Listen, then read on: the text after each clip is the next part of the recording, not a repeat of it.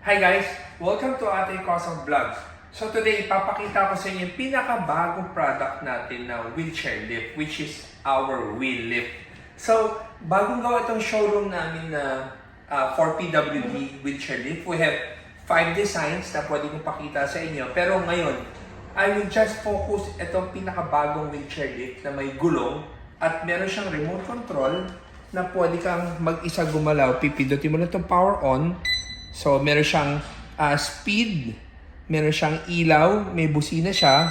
Yan tapos ito yung ilaw niya, yan ilaw niya. And then, pag pinatay mo. So, papakita ko lang sa inyo, umpisahan natin dito, pagpababa, imagine mo na lang, ito lang pipindi ko yung arrow right So, itong wheelchair lift na to, perfect to sa mga van, like Honda Odyssey, Toyota Previa, Kia Carnival, anything na mababa. Hindi lang siya pwede sa Staria and up, Staria and Grandia, hindi na siya pwede dahil dapat from flooring to flooring ng sasakyan, maximum of 22 inches. So happy ng Staria, 23 inches. So hindi namin sure kung papasok sa Staria, pero susubukan namin. So guys, hihinto siya, pag huminto siya, pag isang level na mababa, bubuka na yung gulong na yan. So pag bumuka na yung gulong niya, pag nakabukas siya tama, that's the only time siya ulit bababa ng lalapat. So, guys, again, ang kaya lang nito ay 22 inches. Pero if you say naman yung mga Toyota Previa or Kia Carnival, maximum lang nila 20 inches yung flooring to flooring eh. May mga van na mas mataas, pero again, hindi siya perfect sa mga Toyota Tourer, Ford Transit. Kasi anything na more than 22 inches, hindi pwede ito. Pero ang kinaganda nito, kunyari yung PWD ay sobrang active pa. Kunyari, napilala lang sa tuhod, or may injury, or whatever surgery, malakas pa yung upper body. Ang gagawin lang niya, ipupush lang ito. Yan nakakalabat na, kaikot-ikot na siya. So, ayan. So, pwede kang ikot. Yan. So, ayan. Abante. So guys, first time ko na pinaglalaroan to dahil kakarating lang itong product na to. Yan Yan. So more or less, may idea na kayo na kung gusto mo siyang galaw-galawin, pwede. Feeling ko, ito, pwede siyang ilipat sa kaliwa. Hindi pa namin natatry kasi parang may stick lang siya tsaka tornilyo dito sa ilalim mo. So feeling ko, dito baka may ilipat din. Pero as of now, sa right side mo na siya. So papakita ko, pag binalik ko,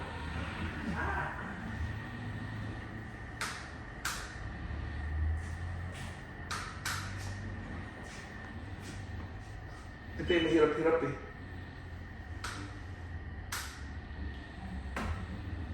Ayun. So guys, first time na shoot ko. Pero kanina, gumawa ako ng TikTok vids. Nahirapan ako ipasok. Pero ngayon, pasok na pasok. So papakita ko naman sa inyo. Pag shoot na siya, ang next na gagawin, kukunin mo nitong controller na to. Isa lang yung araw na choices, may kundi aakyat eh. So pag pindot mo to, makikita mo, aangat siya. Pag sa isang level ulit, yan mo, tutupi ulit yung gulong niya para itago na niya.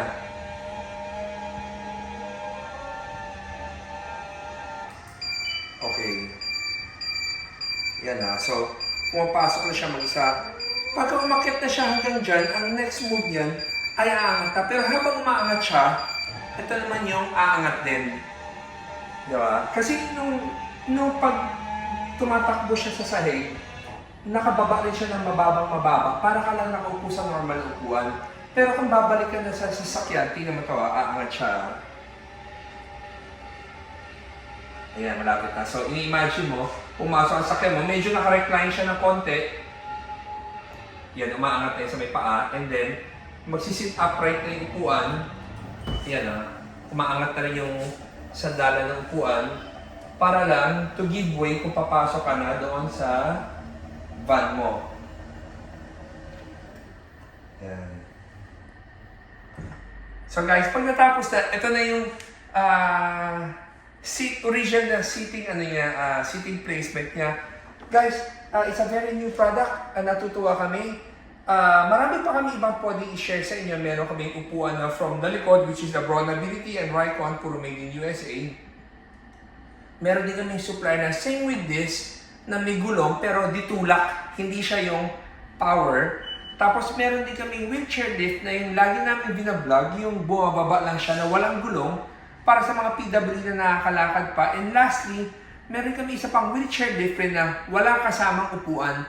Ang upuan niya ay gagamitin yung original ng upuan na sasakyan niya. Pero pag ginamit namin, kailangan namin sirain na yung mga bracket sa ilalim para na maikabit.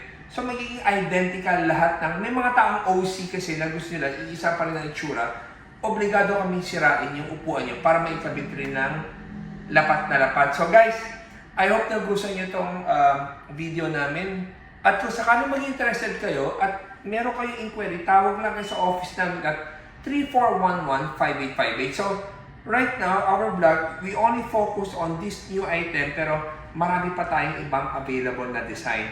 So guys, every day is a blessing. Walang ginawang tiyamba si Lord. Whatever situation ka sa buhay mo, sunod ka lang sa agos. May kanya-kanyang season ang buhay natin. So, as much as possible, kung sa season ka ng life mo na pwede ka mag-enjoy at saka kung may opportunity ka to share your blessings with other people, gawin mo lang. Then umiikot lang lahat yan. So guys, thank you for watching and always remember, Jesus loves you and God bless.